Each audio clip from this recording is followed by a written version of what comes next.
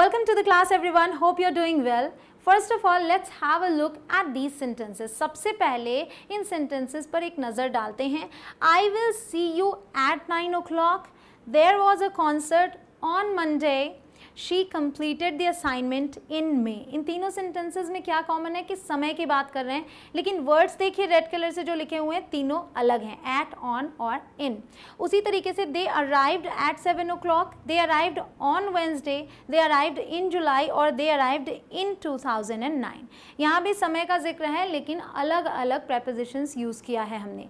जी हाँ, मैंने कहा आपसे prepositions, तो आज का टॉपिक है prepositions. आज हमको इन्हें समझना है और स्पेशली हम बात करेंगे at, in और on की, क्योंकि ये कंफ्यूजिंग है. क्यों कंफ्यूजिंग है वो भी मैं आपको बताती हूँ. पहले समझते हैं कि prepositions क्या हैं. prepositions ये बताते हैं कि किसी शब्द का किसी दूसरे शब्द से क्या संबंध है, उसी एक सेंटेंस में एक वर्ड का रिलेशन दूसरे वर्ड से क्या है, ये समझने के लिए हम इनका यूज़ करते हैं. क्योंकि ये कई टाइप्स के होते हैं. स्पेशली अगर मैं at, on, in की बात करूँ तो ये टाइम के लिए भी यूज़ होते हैं, प्लेस के लिए भी यूज़ होते हैं. बट ये वाला हम सीखेंगे नेक्स्ट चैप्टर में. आज हम बात करेंगे कि टाइम के लिए हम at, on, in का यूज़ कब करते हैं ताकि कन्फ्यूज़न ना हो. ठीक है, तो यहाँ से शुरुआत करते हैं. इस कोन को देखिए, जैसे बर्थडे कैप होती है वैसे ही उसको उल्टा रख दे. सबसे पहले सबसे छोटा पार्ट, फिर ऊपर वो बड़ा होता चला जाता है. तो सबसे छोटे समय के लिए हम एट का यूज़ करेंगे, फिर ऑन, फिर इन. किस तरीके से देखिए, एट का समय हम किसी स्पेसिफिक टाइम के लिए करते हैं. स्पेसिफिक मतलब ख़ास समय, कोई पर्टिकुलर समय. बात कर लें क्लॉक टाइम की, मतलब जब हम घड़ी का समय बताते हैं तब इसका यूज़ करते हैं. ऐसे क्लियर हो जाएगा आपके लिए. फिर ऑन का यूज़ हम करते हैं, उससे आगे बढ़ते हैं डेज़ के नाम के साथ या फिर डेट्स के साथ. ठीक है, उसके बाद हम और आगे बढ़ते हैं months, years, centuries and long periods, और भी लंबे समय की बात करते हैं तो इनका यूज़ करते हैं. लेकिन कन्फ्यूज़न इसलिए है कि कहीं पर ये वाला इसके साथ, ये वाला उसके साथ, ऐसे भी यूज़ होता है. तो मैं सब कुछ कंपेयर करके बताऊंगी ताकि आपके लिए कोई कन्फ्यूज़न ना रह जाए. तो एक एक करके समझते हैं. सबसे पहले ऐट को समझते हैं, क्योंकि सबसे स्पेसिफिक टाइम की बात करनी हो तो इसका यूज़ होता है और ज़्यादातर हम ऐसी बातें ही करते हैं कि इतनी बजे मुझे ये करना है, यहाँ जाना है, वहाँ जाना है एंड ऑल. तो यूजेस ऑफ एट में आएंगे तो at plus specific time. Clock time की बात कर लेते हैं. 9 o'clock, अगर ओ क्लॉक लगा के बताना है तो भी आप एट का यूज़ करते हैं. AM PM लगा रहे हैं तो भी आप इसका यूज़ करते हैं. 6:15 AM PM कुछ नहीं लगा रहे हैं, केवल टाइम बता रहे हैं तो भी एट का यूज़ करते हैं. उसके अलावा एट मिडनाइट बोला जाता है, एट मिड डे बोला जाता है या फिर एट नून बोला जाता है. क्यों? क्योंकि ये भी पर्टिकुलर टाइम ही होता है. मिडनाइट किसे कहते हैं? 12 AM, रात का जो 12 बजे है उसके लिए हम मिडनाइट यूज़ करते हैं. मिड डे हम कब यूज़ करते हैं? दोपहर में जो 12 बजते हैं. ठीक है, 12 PM. और नून भी वही सेंस देता है, तो इसलिए इनके साथ हम एट का यूज़ करते हैं. कुछ सेंटेंसेस देखिए, हिंदी आपके सामने है, आप समझते जाइएगा. उसके अलावा आप PDF सेक्शन में जाके और अच्छे से प्रैक्टिस कर पाएंगे. इनको अपने से बोल कर ज़रूर पढ़िएगा ताकि आपकी बोलने की प्रैक्टिस हो. She arrived at the station at 9 o'clock. Clear? तो हमने यहाँ पे एट यूज़ किया क्योंकि हम 9 o'clock बोल रहे हैं. She called me at midnight, तो मिडनाइट वही 12 बजे के आसपास, तो हम क्या यूज़ कर रहे हैं? एट का. The celebration will begin eight 4:30 PM, तो हमने स्पेसिफिक टाइम की बात की, एट का यूज़ किया. इसमें कोई टेंशन नहीं लेनी, बहुत ही आराम से आप इसका यूज़ कर सकते हैं. उसके अलावा एट का यूज़ हम करते हैं वीकेंड के साथ. अगर आपको बोलना हो एट द वीकेंड या फिर एट वीकेंड्स, तो अगर प्लूरल में यूज़ करेंगे तो द का यूज़ नहीं करेंगे. ये जो न्यूआंसेस हैं इन्हें समझते जाइए ताकि आप परफेक्ट इंग्लिश बोल पाएँ. उसके अलावा पब्लिक हॉलीडे, तो ये तो चलो क्लियर हो गया कि अगर हॉलीडे है तो हम एट का यूज़ करेंगे. लेकिन एक एक्सेप्शन है यहाँ पे. हॉलीडे, अगर हॉलीडे पीरियड ऑफ 2 और मोर डेज, मतलब 2 दिन की हॉलीडे हो या उससे ज़्यादा की, तब तो आप एट का यूज़ करेंगे. अगर 1 दिन की बात कर रहे हैं तो आप किसका यूज़ करेंगे? यहाँ देखिए एक्सेप्शन लिखा हुआ है मैंने, ऑन का. ठीक है, तो अगर 1 दिन की बात करें तो ऑन का. उसके अलावा हॉलीडेज़ के लिए आप एट का यूज़ करेंगे. तो देखिए, at Deepavali, at Christmas, at Holi मैंने यूज़ किया है क्योंकि ये जो त्यौहार हैं ये सेलिब्रेशंस कई दिन तक चलते हैं. दीपावली की बात करें तो 5 दिन लिया जाता है, होली भी कहीं 3 दिन, कहीं 5 दिन ऐसे मनाई जाती है. इसी तरीके से क्रिसमस भी कई दिनों तक मनाया जाता है, उसे माना जाता है कि ये क्रिसमस पीरियड है। तो अब इसमें कोई गलती नहीं होगी, आई एम श्योर। कुछ आगे आपको मैं कंपैरिजन करके बिल्कुल अच्छे से समझा दूंगी एग्जाम्पल्स के साथ, ठीक है। इनके एग्जाम्पल्स पहले देखते हैं। What did you do at the weekend, आपने सप्ताहांत पर क्या किया, तो एट का यूज़ किया आपने, ठीक है। Did you eat too many sweets at Deepavali, तो दीपावली के दौरान, ठीक है, इसलिए हमने एट दीपावली यूज़ किया। My wife's parents came to stay with us at Holi, तो होली के दौरान, हो सकता है 2 दिन 3 दिन 4 दिन रहे हों, तो हमने एट का यूज़ किया। क्लियर। अब हम एट का यूज़ करते हैं मील टाइम्स के साथ भी, जैसे कि dinner time, lunch time, breakfast time. तो जिस समय आप इन चीज़ों को खाते हैं, लाइक नाश्ता, डिनर, तो उस समय को हम डिनर टाइम या लंच टाइम बोल सकते हैं। I would like to meet you tomorrow at lunch time, ठीक। तो कल दोपहर के भोजन के समय, बात समय की कर रहे हैं, इसका मतलब ये नहीं है कि डिनर करना है साथ में डिनर भी करना है, इससे मतलब नहीं है। डिनर टाइम का मतलब उस समय, ठीक है। She shared about her day with me at dinner time. I will see you at breakfast time, ठीक, नाश्ते के समय। क्लियर। अब आते हैं ऑन पे। तो ऑन का यूज़ करते हैं हम डेट्स के साथ, बहुत ही सिंपल है, आप आराम से समझेंगे। His birthday falls on March 21st। She did her last exam on 18 June. She tried to call me last on 7 August. Clear, समझ में आ गया आपको। अब आगे बढ़ते हैं। ऑन का यूज़ हम करते हैं डे के साथ। डे मतलब जैसे मंडे, ट्यूसडे, इनके नाम। उसके अलावा टाइम ऑफ द डे के साथ भी इनका यूज़ करते हैं। कैसे करेंगे, देखिए। She promised to meet me on Sunday. तो किसी भी दिन का नाम हो, आप ऑन का यूज़ करेंगे। We usually go to the park on Sundays. अब देखिए यहाँ पे एस यूज़ किया है प्लूरल में, क्यों? क्योंकि हम एक की नहीं कई रविवार की बात कर रहे हैं, क्योंकि अक्सर जाते हैं तो एक से ज़्यादा, इसलिए संडेज।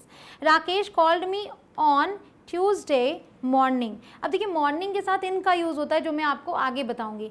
लेकिन अगर उसके पहले दिन का नाम लिखा हुआ है तो हम ऑन का यूज़ करते हैं, ठीक है। चाहे मॉर्निंग हो, आफ्टरनून हो, इवनिंग हो, यही चीज़ हम फॉलो करेंगे। तो ये आपने समझ लिया। On is also use with special days such as festival days और सीजन डेज। तो जैसे मैंने आपको बताया कि अगर हॉलीडेज़ हैं तो हॉलीडेज़ के लिए आप एट का यूज़ करते हैं, कब? जब आप 2 या 2 से ज़्यादा दिनों की बात करें। तो ऑन का यूज़ हम कब करते हैं? जब हम एक दिन की बात करें। ऑन दिवाली डे, पर्टिकुलरली हम उस दिवाली की बात कर रहे हैं, मतलब उस दिन की दिवाली पे जिस दिन हमने पटाखे छोड़े, मान लीजिए, तो हम एक दिन की बात कर रहे हैं तो ऑन हमने यूज़ किया। ऑन अ वार्म डे, एक पर्टिकुलर दिन की बात कर रहे हैं तो ऑन यूज़ कर लिया। We'll go for drinks on a warm day. She arranged a feast for us on a winter evening.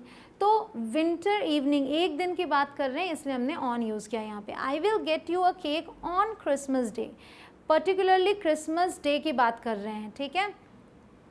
They are having a party on Deepavali day, तो हम पर्टिकुलरली एक दिन की बात करें दीपावली के। What will you do on your birthday, तो birthday तो भाई एक ही दिन का होता है, तो हम उसके साथ ऑन का यूज़ करेंगे हमेशा। यूजेस ऑफ इन। अब आते हैं इन पे। इन यूज़ करते हैं मंथ्स के साथ, इन जनवरी या इन अगस्त, बहुत ही आसान है। Her wedding is in March, they are planning a holiday in August. Clear. अब देखिए ईयर्स के साथ भी यूज़ करते हैं। In 1965, in 2021, in 1928। Corona virus had hit the world for the first time when? In 2019। I was born in 1986। Clear. In use करते हैं decades के साथ, सेंचुरी के साथ, बट ध्यान दीजिएगा उसके पहले हम द का यूज़ करते हैं, इन द, ठीक। इन द 1970s या फिर in the 7th century। Clear. The youth wants to live on its own terms in the 21st century। People helped each other whole heartedly, मतलब पूरे दिल से, in the 1940s। Rome was built in the 6th century। Clear हुआ आपके लिए, समझ में आ गया कैसे यूज़ करना है। तो बड़े बड़े ड्यूरेशन की बात कर रहे हैं तो आप इनका यूज़ करें। इन फिर सीजन्स, कैसे? We drink carrot juice in winters, in summer, in winter, या फिर इन द विंटर भी यूज़ होता है।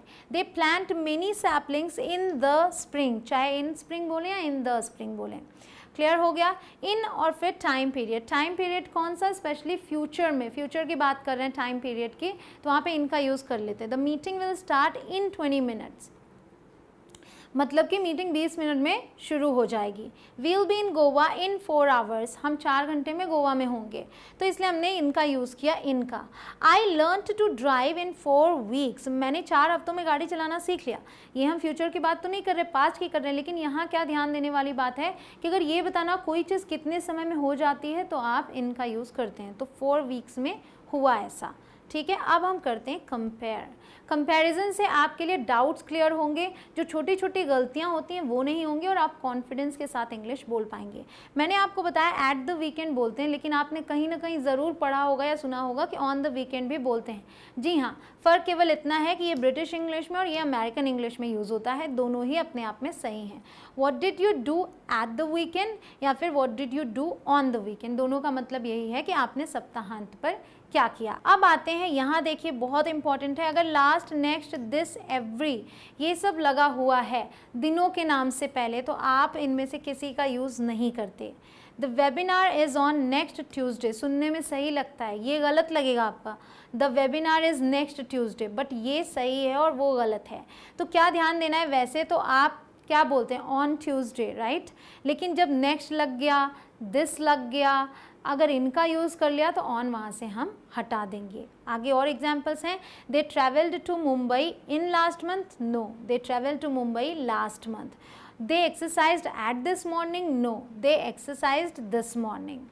She visits her parents on every Saturday, no, she visits her parents every Saturday। ध्यान रखिएगा इस बात का, बहुत ही कॉमन मिस्टेक है, बहुत सारे लोगों से हो जाती है। अब यहाँ आते हैं मॉर्निंग, आफ्टरनून, इवनिंग, इनके साथ हम इनका यूज़ करते हैं। नाइट के साथ हम एट का यूज़ करते हैं, वो भी मैं आगे आपको बता रही हूँ। तो इनके साथ हम इनका यूज़ करते हैं, ये तो समझ में आ गया, in the morning, in the afternoon, in the evening बोल दिया, अगर प्लूरल है तो इसके साथ। बट अगर उसके पहले दिन का नाम लगा है, जैसे कि मैंने आपको दिखाया अभी, तो आप क्या यूज़ करेंगे, ऑन, ठीक है। On Monday morning, on Friday afternoon, on Sunday evening. Clear. अब एग्जाम्पल्स देखिए, आई will see you in the morning, मतलब मैं तुमसे सुबह मिलूंगी। आई will see you on Monday morning, मैं तुमसे सोमवार के सुबह मिलूंगी। अब आते हैं इन द नाइट या एट नाइट, जब और सब में हम इन लगा रहे हैं, in the morning, in the evening, तो हम नाइट में एट क्यों यूज़ करते हैं। तो गाइज मैं बता दूं कि एट नाइट का ही यूज़ किया जाता है, लेकिन इन द नाइट भी सही है, लेकिन एक पर्टिकुलर सिचुएशन में। अगर आप वन पर्टिकुलर नाइट की बात कर रहे हैं, किसी स्पेसिफिक नाइट की बात कर रहे हैं, तब आप इन द नाइट यूज़ करेंगे। इन जनरल एनी नाइट बात कर रहे हैं आप, किसी भी रात की, तो आप एट नाइट यूज़ करेंगे। देखिए examples, I was awake in the night thinking about all the things that have happened. Someone stole my car in the night. Someone stole my car in the night मतलब किसी ने रात में मेरी car चुरा ली, तो एक ही रात की बात कर रहे हैं ना, इसलिए in the night. Did you hear that funny noise in the night? तो एक एक रात की बात की, पर्टिकुलर की, तो हमने in the night यूज़ किया। You should brush your teeth at night. In general आपको रात में ब्रश करना चाहिए, तो at night का यूज़ करेंगे। क्लियर हो गया, कोई डाउट नहीं, अब तो गलती नहीं होगी। अब आते हैं at the end या फिर in the end, दोनों ही यूज़ होते हैं, दोनों ही सही है। फ़र्क देखिए, at the time when something ends, जब हम उस समय की बात कर रहे हैं, जिस समय कोई चीज़ ख़त्म होती है, कंप्लीट होती है, तो हम at the end यूज़ करेंगे। और अगर हमें इस तरीके से बोलना हो, फाइनली मतलब कई घटनाएं हुई, फाइनली मतलब अंत में ऐसा हुआ, तब आप इन दी एंड यूज़ करेंगे। देखिए at the end of the film, तो मूवी ख़त्म होने का एक समय होता है। At the end of the film everyone was crying, movie ख़त्म होने के समय हर कोई रो रहा था। He got more and more angry, वो और गुस्सा होता गया। इन द एंड, और अंत में, he just walked out of the room, बस वो कमरे से निकल कर चला गया। तो आपने क्या देखा कि घटनाओं की यहाँ हमने बात की और वहाँ हम पर्टिकुलर टाइम की बात कर रहे हैं।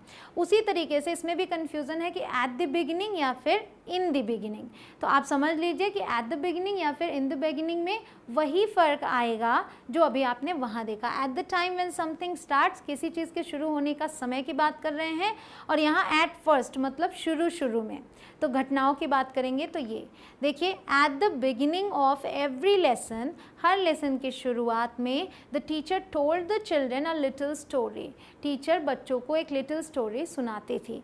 तो हर एक लेसन के शुरुआत होने के समय, और यहाँ क्या है, in the beginning nobody understood what was happening, but फिर बात हमने आगे कंटिन्यू कर ली। शुरू में किसी को, nobody understood what was happening, किसी को समझ नहीं आया कि क्या हो रहा था शुरू में, फिर धीरे धीरे कुछ हुआ, और फिर हम बोल पाएंगे इन द एंड। ठीक है, अब व्हाट टाइम और एट व्हाट टाइम को भी समझ लेते हैं, क्योंकि ये बड़ी कन्फ्यूज़न है। एक सवाल पूछना है कि किस समय करके, तो हम क्या बोलें, व्हाट टाइम बोलें या एट व्हाट टाइम बोलें। तो गाइस दोनों ही सही है। फ़र्क देखिए क्या है, ये कॉमन है व्हाट टाइम और ये वेरी फॉर्मल है। बट इतना बता दो, फॉर्मल सिचुएशन में भी इसका यूज़ हो जाता है। बट डाउट ना रहे, आप कॉन्फिडेंट रहें, उसके लिए समझ लीजिए कि फॉर्मल में इसे यूज़ कीजिए, बात करने के दौरान आप व्हाट टाइम यूज़ कर लीजिए। Clear? What time are you leaving, किस समय निकल रहे हो, या फिर at what time are you leaving, दोनों सेम है। अब आते हैं ऑन टाइम या इन टाइम, ये बाकी रह गया है, ये बहुत ज़रूरी है। समझिए क्या फ़र्क है। एट द प्लान्ड टाइम, जैसे कोई चीज़ 4:30 बजे होनी है तो 4:30 बजे आप पहुंच गए वहाँ पे, तो आप ऑन टाइम हैं। ठीक है। In time before the limit और डेडलाइन, उस समय से पहले, ठीक है, तब हम इसका यूज़ करेंगे। जैसे कि 4:30 पे पहुंचना है तो आप पहुंचे 4:28 पे, तो आप इन टाइम यूज़ करेंगे। The 11:30 train left on time, मतलब 11:30 की ट्रेन है और 11:30 पे छूट गई, तो हम बोलेंगे the 11:30 train left on time. The movie was suppose to start at 9:30, मतलब मूवी को शुरू कितने बजे होना था, 9:30 पे, but it didn't begin on time, लेकिन ये 9:30 पे शुरू नहीं हुई, लेट हो गया, इसलिए बोलेंगे it didn't begin on time. Clear? We got to the station just in time, मतलब हम स्टेशन पर बिल्कुल समय के अंदर पहुँचे, मतलब बिल्कुल समय पर पहुँचे। ऐसे कह सकते हैं कि वो जो ट्रेन है 11:30 की, वो छूटने वाली थी और हम पहुँचे 11:28 पे। थोड़ा सा लेट होते तो ट्रेन छूट जाती। तो क्या हुआ कि हम डेड लाइन से थोड़ा सा पहले पहुंचे, in time. I nearly forgot that it was Riya's birthday, मैं लगभग भूल गई थी कि रिया का बर्थडे था। Fortunately I remembered in time, सौभाग्य से मुझे समय के अंदर अंदर याद आ गया। ऐसा नहीं हुआ कि वो दिन बीत गया बर्थडे वाला तब मुझे याद आए। अब ये रहा आपके सामने चार्ट, इसके ज़रिए आप याद रख पाएंगे कि कैसे आपको फ़र्क को समझना है। तो आप PDF सेक्शन में जाके इन्हें देख सकते हैं। PDF सेक्शन में आपको पूरा लेसन मिल जाएगा और बहुत सारे एग्जाम्पल्स के साथ आप वहाँ पर प्रैक्टिस करेंगे। ये सारे एग्जाम्पल्स वहाँ पे मिल जाएंगे, इन्हें बोल बोल कर पढ़िएगा, हिंदी लिखी हुई है, आपको सब कुछ समझ में आ जाएगा। ठीक है।